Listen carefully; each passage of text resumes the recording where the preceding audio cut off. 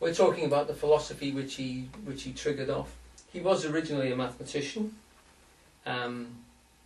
Mathematicians tend to be interested in this idea of perfect forms, of the fact that there are some ideas which don't seem to be in the world, but describe the world very, very clearly.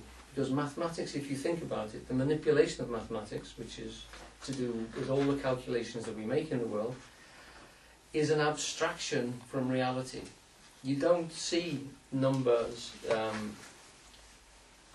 acceleration as being directly reducible to aspects of speed.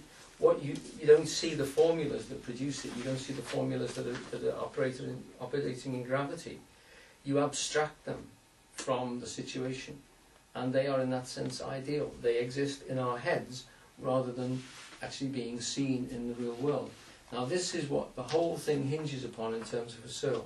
The things that you see, the facts, as opposed to the ideas which your head has inside of you, which structure the facts and turn them into a world, and turn them into a universe, if you like. Okay, so I'm going to go back a little bit further to a guy who originated the whole concept in Western philosophy, a man called Descartes.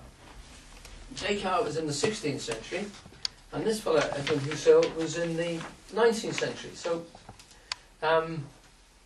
Descartes is very famous for having literally stopped, again another mathematician, a man who was concerned completely with the fact that you can actually abstract from nature and produce some pure thoughts that are extremely valid for showing you how to control the world. Now, he was looking for what is the purest form of a thought, that you can, the purest form of anything that comes into your consciousness. What is it that you can actually be sure of in this world? What is given to us and that is irrefutable? A very basic atom of philosophy, if you like, is what is it that cannot be disputed? And the only thing he got back to is something which is very famously reported. He is, I think, therefore I am. He actually got to the point where the only thing he could really be sure about was the fact that it was him thinking. He was talking to himself inside his head. That the things in front of him, sometimes the way the world appeared to him is distorted. Sometimes he got things wrong. A lot of the time he misrepresented things to himself. Many of the things that science was producing were being contradicted by other scientists, etc. That there was nothing really bedrock in the world outside. Nothing really bedrock anywhere. All he could settle on, and the point that he could start his philosophy from, was, I think, therefore I am. Now that's very famous. It's also been turned around. It's into, I'm pink, therefore I'm spam. Lots of people have complained about with this idea in many different ways. He's considered to have started modern philosophy because he didn't take anything for granted. He didn't start by trusting in the world out there. He wasn't talking about whether we should be good because of this or whether we should be better people if we did that. He said, what is it that I can possibly know? What can I know about this whole shebang that we call creation? What is it that's real? What is it that... Well, what am I? And in asking those questions, he triggered off a whole school of philosophy called epistemology, which is one of the things which, it's just the study of knowledge and what we can possibly know in the world. So there's Husserl. He's the guy who triggered off phenomenology towards the end of the 19th century. So we're talking about 1890s. He lived until 1927. He lived until 1938. In 1927, he produced the extract which we're going to talk about in a few moments in the on the song sheet. He was very active from 1890 right the way through to about 1930s, and then because of the rise of the Nazis in Germany, he was born in Moravia, which at the time was in the which is now in the Czech Republic, I think, but at that time was actually part of Germany, the Greater Germany. But he was living in Germany at the time of the rise of the Nazis, and they just literally brought all his ideas into disrepute because he had Jewish ancestry. so his ideas were treated as rubbish. One of his followers actually joined the Nazi Party and brought the whole idea of phenomenology into disrepute. Heidegger joined the National Socialist Party and became fairly active in it. Phenomenology in that sense has been very influential for Carl Rogers, who took it into psychotherapy, working with patients, and you may have heard of Jean-Paul Sartre, who was a very famous French philosopher who took Husserl's ideas. He contradicted a lot of them, argued with them, but it started on the same basic existential thing of what do we actually know about our own existence, and what can we possibly do about our own existence. Husserl was constantly talking about being and consciousness. Sartre considered being and nothingness to be the most important thing.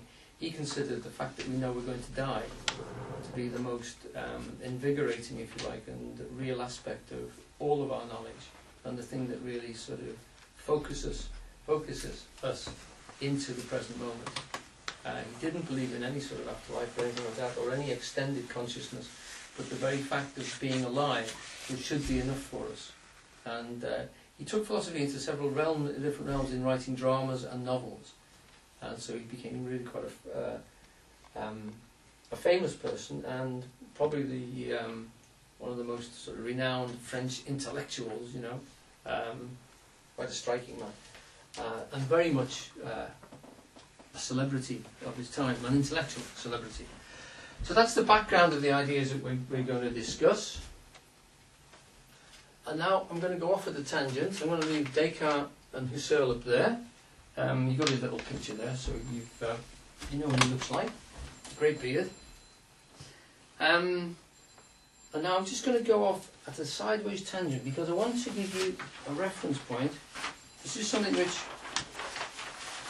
you may be familiar with, and it just gives some of us who've worked in yoga a bit of a guide as to what we're talking about. Because my point will be that Husserl is going to make reference to exactly the same things as this. This is Samkhya philosophy, and this is written down in about AD 200. Because these are oral traditions, we haven't got any fixed dates for when it was actually conceived. It's considered to have been conceived anything up to 2,000 years before that and talked about, but it's certainly been known as a written down form since 200 AD.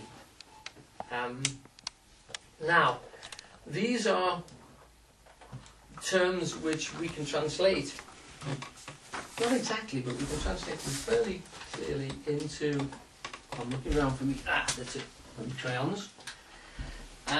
So, let's start off with coming through these levels, because I think most of us who've ever done any yoga will be fairly familiar with them, and then we can discuss Husserl's ideas with these in the back of your mind. Okay? So we're starting off in the Samkhya philosophy, there is the unmanifest.